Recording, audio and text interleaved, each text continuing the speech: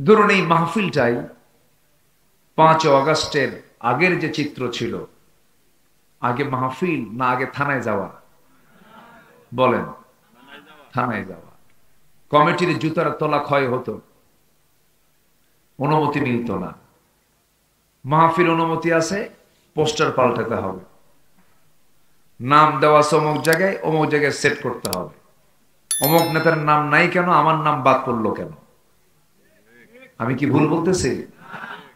এগুলো আমরা দেখে আসছি দীর্ঘ 16 বছর।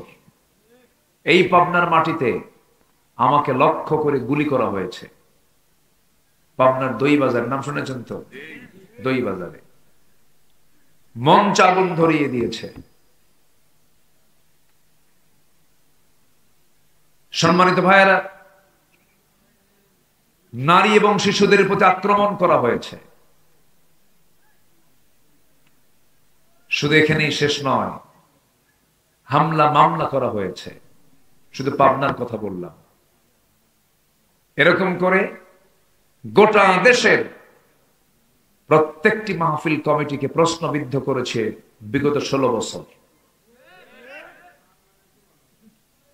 সম্মানিত ভাইয়েরা, সেই সংকট আমরা দূর হতে দেখলাম। যিনি দূর করেছেন তিনি আমার কে? আসতে বলবেন না, তিনি আমার কে? আল্লাহ তাআলা। কোরআন আল্লাহর বাণী। কোরআনের আওয়াজ যারা বন্ধ করে দিতে চায় তারা হচ্ছে এই জামানার ফেরাউন। ফেরাউন বেঁচে ছিল 1600 বছর। ফেরাউন বেঁচে ছিল 1600 বছর। আর বিগত সময় আমরা থাকতে দেখেছি তাদেরকে 16 বছর। সংখ্যার যে কেমনে মিল হলো বুঝলাম না। হ্যাঁ, এই তো, ওটা পুরুষ, এটা মহিলা। আমি মাইকটা নিয়ে খুব জটিলতায় পড়তেছে। মাইক নিজেও ওয়াজ করে, দেখে না জানে কি ওয়াজটাকে কি কব। এখন বেশি ধমক মারলে তো হার্ট স্ট্রোক করবে এখন। সম্মানিত ভাইয়েরা, সম্মানিত বন্ধুগণ, আমরা সফল যদি হতে চাই, আমরা 9টা কাজ আজকে শিখে যাব। জোরে বলি ইনশাআল্লাহ। আরো জোরে বলি ইনশাআল্লাহ। সবাই এশার নামাজ পড়েছি তো নাকি? ইনশাআল্লাহ মানে কালকে পড়বেন। বলি আলহামদুলিল্লাহ। ফজর হবে না? ফজর হবে তো? আল্লাহ তাআলা সবচেয়ে বেশি রাগ করেন কি ছাড়লে? বলেন কি ছাড়লে? আমার দেশের মুসলমান সবচেয়ে কি বেশি ছাড়ে? নামাজ। নামাজ পড়ে না।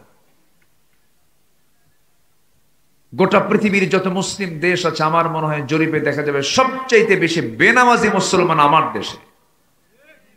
কারণ আছে, এই দেশ শাসন করেছে কেউ 25 বছর, কেউ 16 বছর, কেউ 9 বছর, মাঝখান দিয়ে মঈনুদ্দিন ফখরুদ্দিনরা কয়েক বছর। ঠিক কিনা? এখনো চলছে। সব তো মুসলমান, কিন্তু কেউ ইসলাম দিয়ে দেশ চালায়নি। নামাজি হবে কেমনে? অতএব সব দেখা শেষ। আগামীর দেশ আমরা দেখতে চাই কোরআনের দেশ। রাজি আছেন কারা কারা? হাত উঁচু করে দেখান মুসলমান।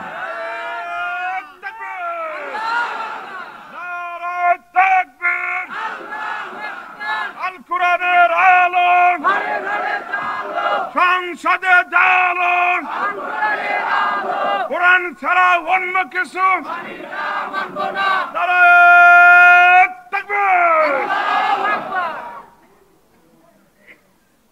সূর্য আমাদের ক্ষতি করে না উপকার করে? বলেন বলেন। সূর্যের দ্বারা আমরা ক্ষতিগ্রস্ত হই না উপকৃত হই? আচ্ছা, এই যে মাটি আল্লাহ দিয়েছেন, এটা আমার দ্বারা ক্ষতি হয় না উপকার হয়? সূর্য দিয়েছেন কে? এই জমিন দিয়েছেন কে? ওই আকাশ সৃষ্টি করেছেন কে? সে আল্লাহর পক্ষ থেকে কোরআন এসেছে। আর সেই কোরআনের আইনকে বাদ দিয়ে বান্দার কত বড় সাহস! ও নিজে আইন একটা বানায় ও দেশ চালায়। আমরা কত বড় জালিম! এ ওঠে কেন? হ্যাঁ, ধরেন ধরেন, বসেন।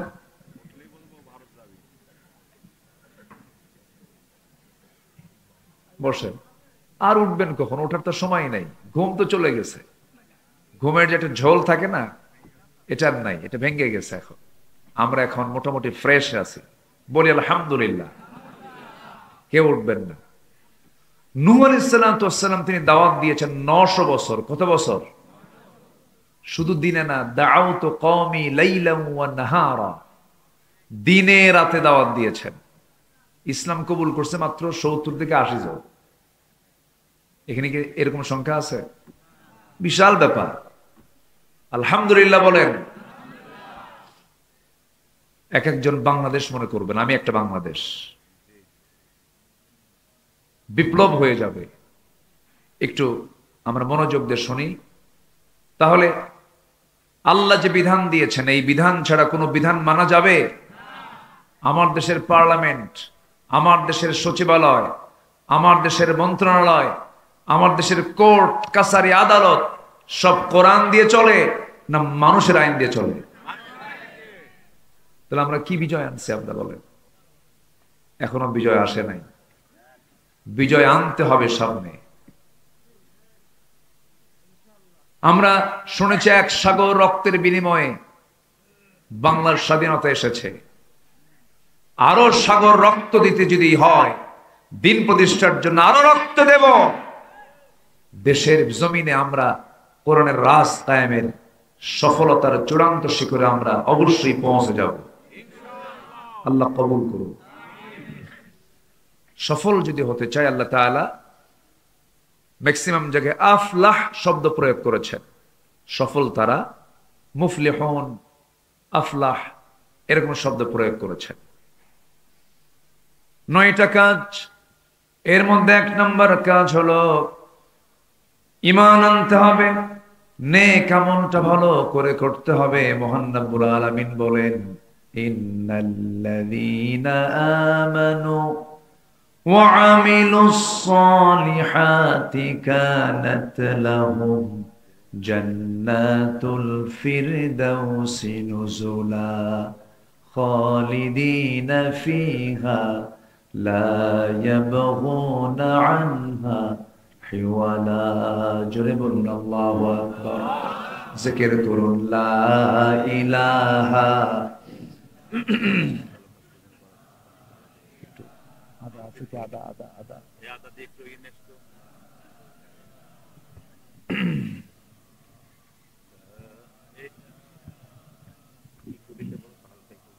আরো জোরে লা ইলাহা, লা ইলাহা, লা ইলাহা ইল্লাল্লাহু মুহাম্মাদুর রাসূলুল্লাহ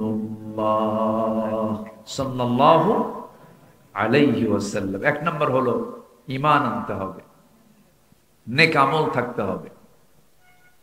আরেক জায়গায় বলছেন, ইন্নাল্লাযীনা আমানু ওয়া আমিলুস সালিহাত লাহুম জান্নাতুন তাজরি মিন তাহতিহাল আনহার যালিকাল ফাওজুল কাবীর। জোরে বলুন আল্লাহু আকবার। আরেক জায়গায় বলছেন, ইন্নাল্লাযীনা আমানু ওয়া আমিলুস সালিহাত কানাত লাহুম জান্নাতুন নাঈম। জোরে বলুন আল্লাহু আকবার। ঈমান আনবে, নেক আমল করবে, আমি তার জন্য জান্নাতুল ফিরদাউস রেখে দিয়েছি, জান্নাতুন নাঈম রেখে দিয়েছি। তার জন্য 8টা জান্নাত রেখে দিয়েছেন তিনি আমার কে। কয়টা জান্নাত? 8টা। সবাই কি জান্নাত পেতে রাজি আছি তো? নামাজ না পড়িয়া। আমার দেশের মানুষ খুব সস্তায় জান্নাত পেতে চায়, সহজে জান্নাত পেতে চায়। কিন্তু জান্নাতের রাস্তা কি কুসুমাস্তীর্ণ না কণ্টকা কীর্ণ? কাটা দিয়ে, বাধা দিয়ে। তার বড় প্রমাণ হচ্ছেন আমার রাসূল নিজে। নবীজির যখন ইন্তেকাল হয় তখন নবীজির কোমর বাঁকা ছিল না সোজা ছিল? হ্যাঁ, কি সমস্যা? আপ ডাউন হচ্ছে।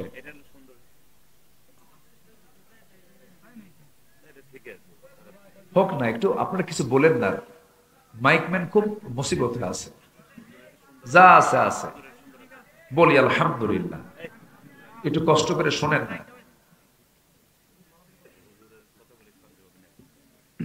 জি, একটু মনোযোগ দিয়ে আমরা শুনি। তাহলে আমরা ইমান তো আনছি নাকি? ইমান আনা তো শেষ। আমার দেশের বহু লোকের নামই আছে ইমান আলী। আর কি লাগে? কর কিয়ামতের দিন যদি ডাক দেখে এই ইমান আলী এদিকে আয়, ওর তার কোনো টেনশনই নেই। নাম হলো ইমান আলী, নামাজ পড়ে না। নাম হচ্ছে রমজান আলী, রমজান মাসে দুপুরবেলা ভাত খায়। নাম হচ্ছে আতর আলী, পকেটে গাজার গন্ধ। নাম হলো বাদশা মিয়া, ভিক্ষা করে। আছে কি না? নাম হলো হিম্মত আলী, সাইকেলের চাকা বাস্টলে সিট হয়ে পড়ে। আছে কি না? আছে। নাম দিয়ে কি হবে? নাম দিয়ে জান্নাত পাওয়া যাবে না, বংশ দিয়ে জান্নাত পাওয়া যাবে না। বংশ দিয়ে যদি জান্নাত পাওয়া যেত, আবু জেহেলও জান্নাত পেত। বাবার পরিচয় দিয়ে সন্তান যদি জান্নাত পেত, নূহের ছেলে কেনান জান্নাত পেত। সন্তানের পরিচয় দিয়ে যদি বাবা জান্নাত পেত, ইব্রাহিম আলাইহিস সালামের বাবা আজরও জান্নাত পেয়ে যেত।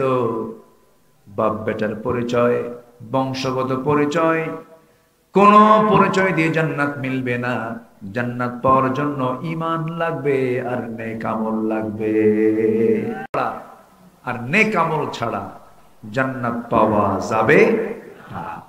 বহু নেক আমল আমরা 16 বছর দেখছি। হাইরে নেক আমল! হলমার্ক, শেয়ার বাজার, ব্যাংক লুটপাট, বেক্সিমকো গ্রুপ কোটি কোটি টাকা লোপাট করেছে। লাভটা হলো কি? দাড়ি কাইটাও তো কাম হলো না। কাম হয়েছে? কলার পাতা শুয়েও কাম হয়নি। তাহলে তারা দাড়ি রাখছে কি সুন্নত মনে করে না নিজের মনে করে? ঠিক কিনা? নিজের দরকারে। কোটি কোটি টাকা লোপাট হলো, এত সম্পত্তির পাহাড় সে বানালো। শেষ পর্যন্ত দাড়ি কেটে মাথার চুল কালো করে, পাঞ্জাবি খুলে গেঞ্জি পড়ে, পাজামা খুলে লুঙ্গি পড়ে, তরকারি বিক্রেতা সেজে নৌকায় চড়ে বন্ধুকে নিয়ে পালানোর চেষ্টা করলো, কিন্তু কোস্টগার্ড ধরে ফেললো বন্ধুকে আগে। আইন মন্ত্রীকে ধরে বলল, স্যার চিনছি আপনাকে, চলেন থানায় যেতে হবে। আইন মন্ত্রীকে, আমি কি একা আসছি? আমি তো জামাতের সাথে আসছি। কিসের সাথে? জামাতের সাথে। কে আপনার সাথে? কে আসছে? ওই যে বসে আছে, চিনি না তো। কে ভালো করে দেখো, কে মাথার চুল কালো লোকটা কে? ভালো করে দেখো, ওটাই দরবেশ।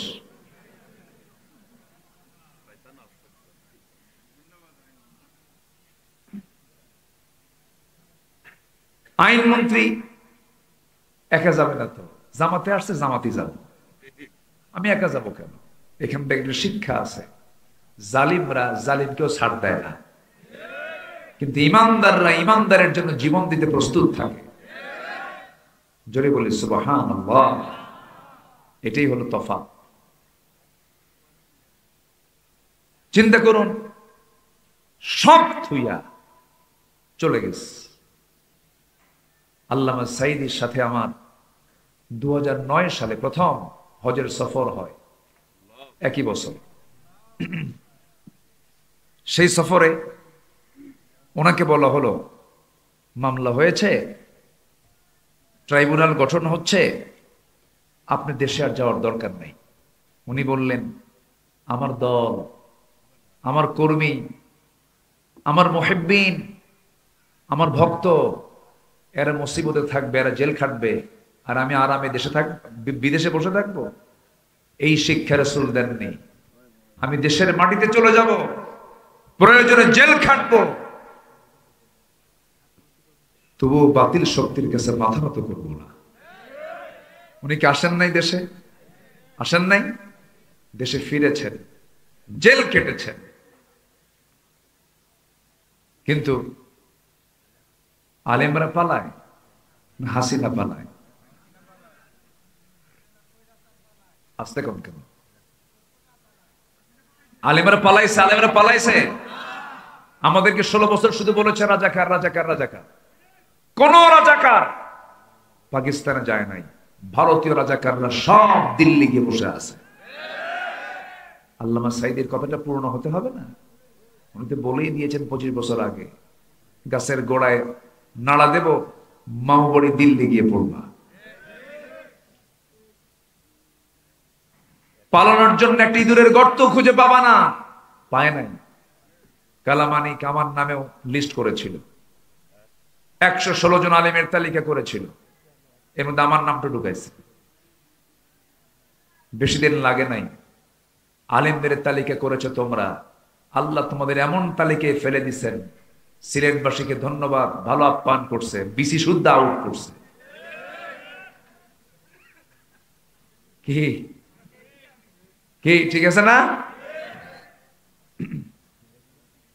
জালিম এগুলো হাসে না। এই শামসুদ্দিন মানিকের মুখে কিন্তু কোনো হাসিও নাই। যারা হাসে না ওদের বউরা থাকে কেমনে বুঝি না আমি কিছু। যে মহিলার স্বামী হাসবে না, উৎফুল্ল থাকবে না, ওর বউ তোর সকাল সন্ধ্যা একটাই দোয়া করবে, আল্লাহ এই আযাব থেকে বাঁচাও, মরবে কোন দিন। এত বড় বদমাইশ সেই লোকটা আল্লামা সাঈদীর বিরুদ্ধে ফাঁসি দিয়ে বলে, আমি ফাঁসির রায় দিয়েছি। আমরা অবিলম্বে আল্লামা সাঈদীকে চিকিৎসার নামে যারা পয়জনিং করে হত্যা করেছে, ওয়াজ মাহফিলের প্ল্যাটফর্ম থেকে জানাতে চাই, ওই সমস্ত কুলাঙ্গারদের ধরে চূড়ান্ত শাস্তি নিশ্চিত করা হোক। রাজি আছেন কারা কারা? হাত উঁচু করে দেখা।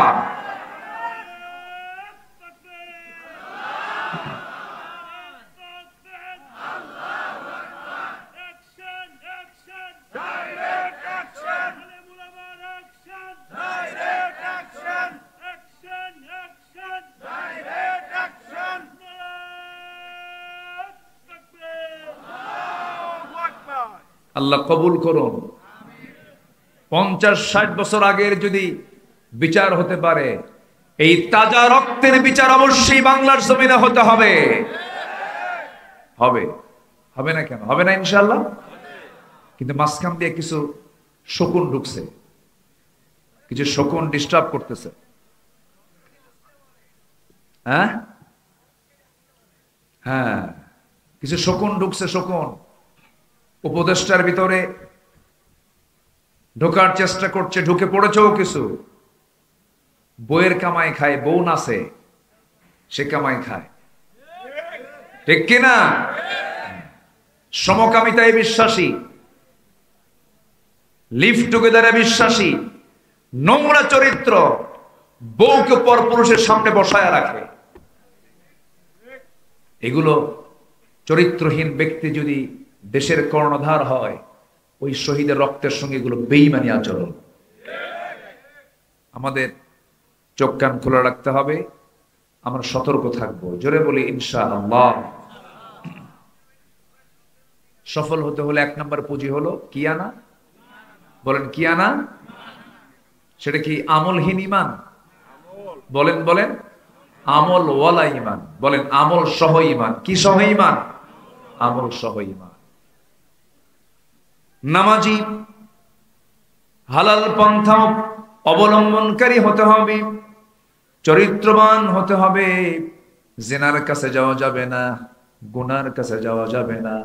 আজকের যুব সমাজ তোমরা জেনে রেখে দিও, তোমার চরিত্রকে ধ্বংস করার জন্য ইউরোপ আমেরিকা তোমার সামনে সব কিছু উলঙ্গ করে রেখেছে, উলঙ্গের দিকে তাকাবা না, নোংরামির দিকে তাকাবা না, ডিভাইসের দিকে নজর দিবা। তুমি তুমি দেখতেছো মোবাইল, আর তোমাকে দেখছেন পিছন থেকে তিনি আমার কে? আল্লাহ দেখছেন। সময় নষ্ট করবা না। বিবাহ পূর্ব কোনো নোংরামি সম্পর্ক করবে না। তোমার মার দিকে তাকাও, তোমার বোনের দিকে তাকাও, তোমার স্ত্রীর দিকে তাকাও, যে বিয়ে করেছো তার দিকে তাকাও। মায়ের সম্মান আছে না নাই? বোনের সম্মান আছে না নাই? এক সাহাবী এসে বলছে, হুজুর আমি সব বাদ দেব, জেনা বাদ দিতে পারবো না। যেরকম নাউজুবিল্লাহ। আমার নবীজি বললেন, সাহাবী তাই যদি হয়, তোমার মার সঙ্গে যদি কেউ জেনা করতে আসে কি করবে বলো? সঙ্গে সঙ্গে সাহাবী বলছেন, হুজুর আমি তাকে জব করব। মার সঙ্গে জেনা করা অসম্ভব ব্যাপার। তোমার মেয়ের সঙ্গে যদি কেউ জেনা করতে আসে, ওদের সহ্য করতে পারবো না। তোমার স্ত্রীর সঙ্গে যদি কেউ জেনা করতে আসে, কোন ক্রমেই মেনে নেব না। রাসূল বললেন, তুমি যার সঙ্গে জেনা করতে যাবে সে কারো না কারো মেয়ে, কারো না কারো মা, কারো না কারো বোন। সাহাবীর চক্ষু বেয়ে বেয়ে টপ টপ করে পানি পড়ছে, আর বলছে, হুজুর আপনি সত্যি আল্লাহর নবী, আল্লাহর কসম করে বললাম আজকে থেকে আমি জিনার কাজ বন্ধ করে দিলাম। কেমন করে একটা মেয়ের দিকে লোলুপ দৃষ্টিতে তাকিয়ে থাকে। ইউনিভার্সিটি গুলো কি করে রেখেছিল? ওরা নিষিদ্ধ করতে চেয়েছিল ইসলামকে, ওরা নিষিদ্ধ হয়ে গেছে। 5 আগস্টের মাত্র 4-5 দিন আগে এই দেশে অনেকগুলো দল আছে। শুধু ইসলামী দল আছে 51টা। কয়টা? 51টা। আরো তো অনেক ইসলামী দল আছে। এর মধ্যে কয়টা দল তারা নিষিদ্ধ করেছিল? বলেন কয়টা? অঙ্ক বুঝতে হয়, বুঝে নিতে হয়। আপনি আমি মানুষ হক দল না চিনলেও বাতিলরা ঠিকই জানে কোনটা হক দল। ওরা চেনে। বাতিলের বন্দুকের নল কোন দিকে তাক করা থাকে, যেটা হক দল সেই দিকে তাক করা থাকে। পারে নাই, 5 দিনও যায় নাই। ওরা চেয়েছিল কোন নির্দিষ্ট দলকে নিষিদ্ধ করার জন্য নয়, তারা চেয়েছিল ইসলামকে নিষিদ্ধ করার জন্য। ইসলাম কার? ইসলাম কার? ইসলামকে নিষিদ্ধ করা মানে কি? নিজেদের অস্তিত্ব বিলীন হয়ে যাওয়া। এটাই হয়েছে। সম্মানিত ভাইয়েরা, আমার দেশে বিগত 16 বছর অনেক দাড়ি টুপিওয়ালাও খুব তেল মেরেছে, মানে নাই? বাইতুল মোকাররমের খতিব উধাও নাই। 5 আগস্টের পর নিখোঁজ সংবাদ, খতিব সাহেব খুঁজে পাওয়া যাচ্ছে না। শোনেন নাই? 2 সপ্তাহ পর আবার দখল করতে আসছে। মোটামুটি জুতো টুতো মারছে। হ্যাঁ। পরে সাংবাদিক সম্মেলন করে বলে, আল্লাহ তাআলা আমাকে হেফাজত করেছেন, একটা জুতো আমার গায়ে লাগে নাই। কি কথা কি বুঝতেছেন আপনারা?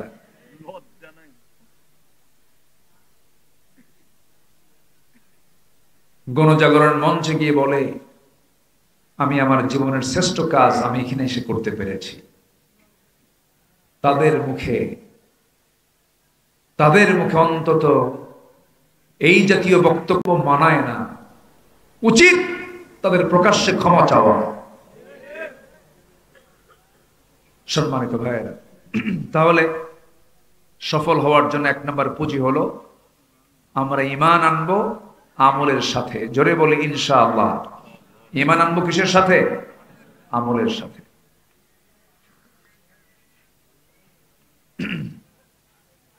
নাম্বার 2, আমরা নাপাক থাকবো না পবিত্র থাকবো? নাপাক না পবিত্র? পবিত্র হচ্ছে ব্যবসা, আর সুদ কি? যেরকম সুদ আছে চাটমোহর? সুদ আছে? সুদ খাওয়া যাবে? সুদ খাওয়া কি? সুদ দেওয়া কি?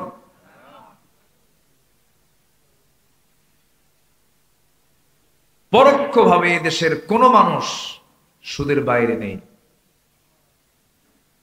সুদের বাইরে তখনই থাকা যাবে যখন আমরা রাষ্ট্রীয় পর্যায়ে যাকাত চালু করে সুদকে বন্ধ করে দেব, এছাড়া বন্ধ হবে না। চাটমোহর শুধু সুদের সমস্যা নয়, সুদের সমস্যা আঞ্চলিক না জাতীয়? জাতীয় সমস্যা। জি, আল্লাহ রাব্বুল আলামিন বলেন, قد أفلح من تزكى وذكر اسم ربه فصلى بل تؤثرون الحياة الدنيا والآخرة خير وأبقى إن هذا لفي الصحف الأولى صحف إبراهيم وموسى জোরে বলুন আল্লাহু আকবার। হাজার কোটি টাকার মালিক সফল নয়, বিসিএস ক্যাডার সফল নয়, রাষ্ট্রপতি সফল নয়, এমপি মন্ত্রী সফল নয়। আল্লাহ বলেছেন সফল তো সেই যে তার নফসকে পরিশুদ্ধ করতে পেরেছে। জোরে বলি সুবহানাল্লাহ। কি শুদ্ধ করতে হবে? নফস। এই নফস যদি শুদ্ধ হয়ে যায় সব শুদ্ধ হয়ে যাবে। নফসের বিশুদ্ধতা নিয়ে আসতে হবে, নফসকে পরিশুদ্ধ করতে হবে। আমার বন্ধুগণ, এই মন এই নফসটা চায়, গাড়ি চাই, বাড়ি চাই, নারী চাই, জেনা ব্যভিচার সবকিছু এই নফসটা চায়। কিন্তু নফসকে পরিশুদ্ধ করার জন্য সবার আগে যে মাধ্যমটা দরকার, যে কিতাবটা দরকার, সেই কিতাবের নাম কি বলে? আল কোরআন। নফসকে ঠিক রাখতে হলে এই কিতাবের সাথে সম্পর্ক রাখতে হবে। মোটামুটি প্রায় সপ্তাহ 2 একটু ঠান্ডা লাগছে, বুকে একটু কফ জমছে, একটু কষ্ট হচ্ছে, একটু কষ্ট করেই কথা বলতে হচ্ছে আমাকে। একটু জিকির করি লা ইলাহা